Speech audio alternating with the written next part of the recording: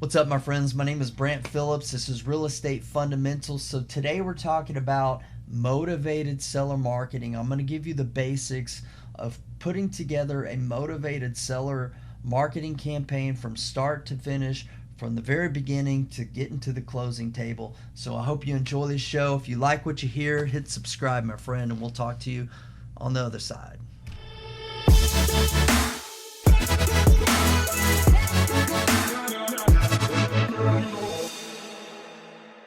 So first and foremost, what you need to do whenever you're starting a motivated seller marketing campaign is you really need to identify two things. Number one, what's your ideal type of property? This needs to be part of your business plan. Like for me, my business plan is we invest medium price housing and below in our greater area, right? And so we invest in houses that are typically 1,000 to 2,000 square feet, typically 3 bedrooms, 2 bathrooms, 2-car garage, pitched roof, primarily brick. We don't want big, massive acreage or anything like that. We like 1970s construction and newer, et cetera, et cetera, et cetera. So that's the first thing that you need to do is identify the type of property that you're looking to purchase. Number two, who has your property? Who owns your property right now?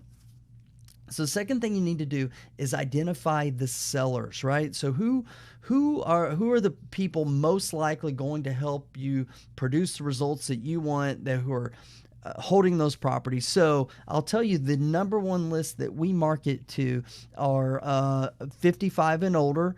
55 and older. So basically we're marketing to the baby boomers, people who are retiring, have already retired, or getting close to retirement. They have a substantial amount of equity in their property, right? And they're looking to sell and downsize.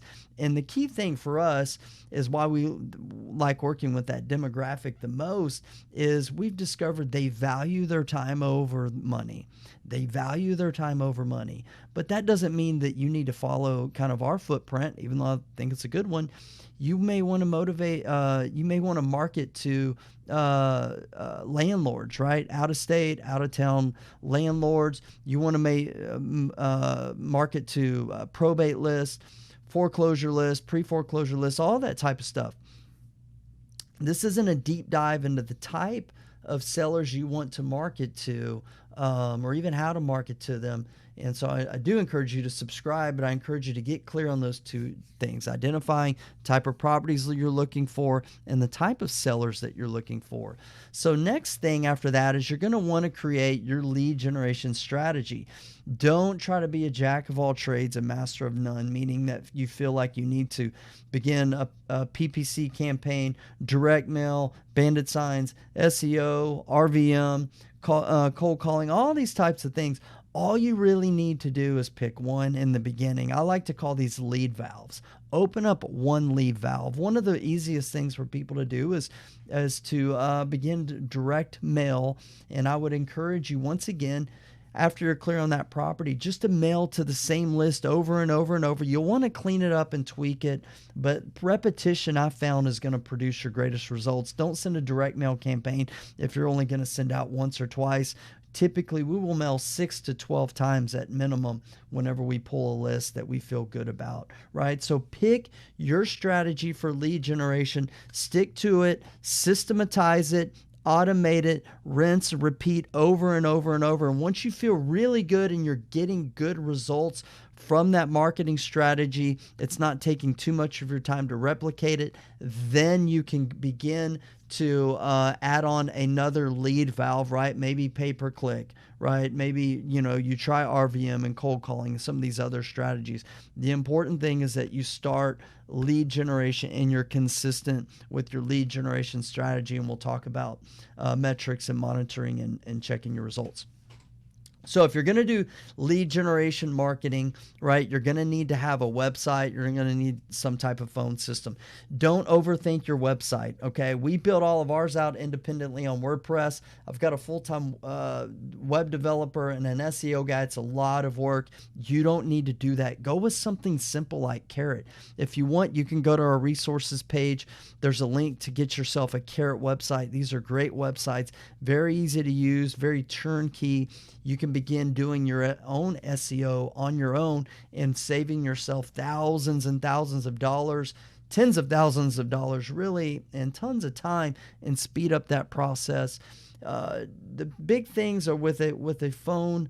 With the website, is making sure that your message is very clear. A very clear message, a very clear call to action. Click this button. We buy houses cash. Call now. All that type of stuff.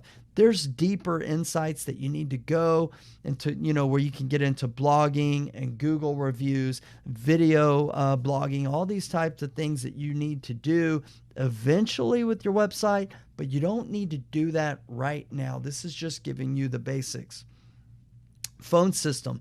So, a lot of people use Google Voice and these types of things. I like CallRail. That's what we use. But make sure that you have a phone system that's being monitored. Your response time when you get a lead is incredibly valuable. So let's talk about lead management now. So when I talk about lead management, what we're talking about here is, do you have some type of database, CRM to manage your leads? A lot of new real estate investors, I feel, get hung up on a CRM in the beginning when you're just getting started. I'll tell you, a spreadsheet with name, email, address, phone number, general notes, and a follow-up plan is all that you need. If you want to go with the CRM, you want to go with Podio, Investor Fuse, one of these other ones that are out there. I've used most of them. That's great, but don't feel like you need to do that in the beginning, especially if you're not sending out a lot of marketing. Just use a spreadsheet and follow up like crazy. So let's talk about that. So you need to have some type of sales system. So I'll tell you, first and foremost, the quicker that you respond to a lead, your close rate will go up drastically, right? So you need to have a system in place that you can respond very quickly, either through by yourself being available to answer phone calls or somebody else on your team, or you can get a service like Pat Live, or you can use automation, making sure that they get an auto text responder. We use a chatbot system on our websites and some other auto responders as well. But you want to make sure that you follow up quickly and you follow up repeatedly. And we'll talk about the follow-up process in just a little bit. So due diligence, whenever you begin getting on the phone, talking to motivated sellers, going on appointments and things like that, you want to be sure that your due diligence period is quick. So one of the only ways that you're going to be able to do that, and this is also that you can make an offer, is once again getting clear on identifying the properties that you want to invest in.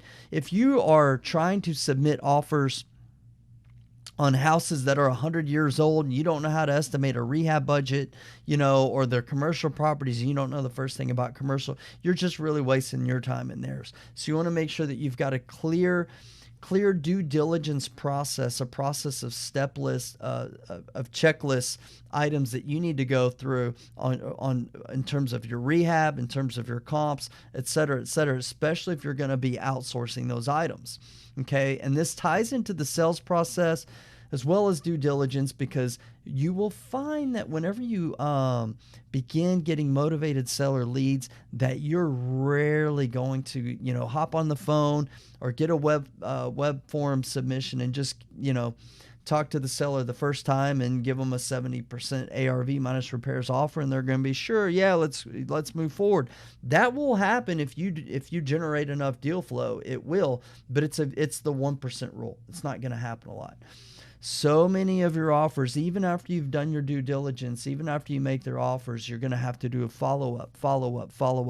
So you need to make sure that you have a follow-up process with your offers, because some offers are going to be rejected. Actually, most of your offers are going to be rejected. Some are going to be accepted. Let's talk about the rejected part first. Whenever offers are rejected, that only means it's a no right now. It does not mean it's a dead lead. It is only a dead lead, right, until that house is sold. So a very simple follow-up method that you can do is, let's say you're using a spreadsheet. If you're using a spreadsheet, all that you need to do is categorize all your leads into hot, warm, or cold. And you could create dead too when they're dead. But hot, warm, and cold is all we care about for the follow-up process. Put on your calendar, your work calendar, Every single week, you're going to follow up with hot leads. Some of those hot leads are going to need to be followed up with on a daily basis if you're on the verge of closing them. But hot leads should be touched at least once a week. So every single week, if you're a real estate investor doing marketing, you know that you need to follow up with your hot leads at least once a week. Number 2, warm leads. I would recommend that you're following up with warm leads probably bi-monthly, at least twice a month. Put that on your calendar. Say, hey, I'm going to reach out. I'm going to call, email, text all of my warm leads, see what their status is, see if they're able to answer that last question that you asked them, see if you need to provide something that they asked of you. So your warm leads you're going to follow up with about every 2 weeks. And then your cold leads are really just on a further drip, a further nurture phase. So that's typically going to be 1 to 2 months. So on your calendar, once a month, put follow up with all cold leads, because you never know when a cold lead is going to turn warm, or a cold lead is going to turn hot, or a warm lead is going to turn hot. And you're never going to know if you don't follow up with them. Follow up, follow up, follow up. It is really the way that you're going to be able to monetize more of your leads over the long haul. And I will tell you that this is something that most real estate investors don't do. So make sure that you create a follow-up plan, right? And then when those offers do get accepted, well, you still got to produce. You still got to get to the closing table in order to get paid.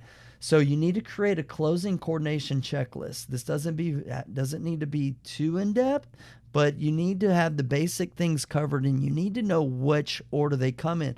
For example, the first thing that you do when you get an offer accepted, and I'm assuming you've got that offer in writing. If not, as soon as you get a verbal offer accepted, you come into some agreement with price with the seller, you need to make sure you get it in writing. So get it in writing. Get that contract to the title company with your earnest money, with option money if you're getting an option period.